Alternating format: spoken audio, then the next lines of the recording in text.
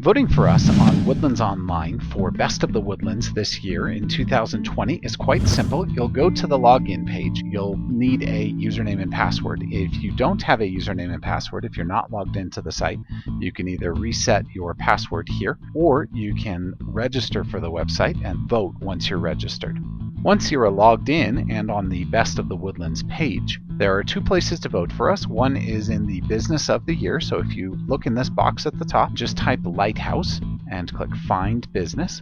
You can select us under Lighthouse Technologies and also the Children's Lighthouse Learning Center. That's not us, so you'll want to select Lighthouse Technologies. And then if you scroll down, you'll get to category number 54. Of course, you can select others in here as well if you have other favorite businesses in the Woodlands. And when you get to category 54, go ahead and select Pick Your Favorite, and then select Lighthouse Technologies. You can even add a comment for us if you'd like. And then simply scroll down to the bottom of the page once you've selected your other favorite businesses in the Woodlands, and then go ahead and click to submit your votes. And that's all there is to it.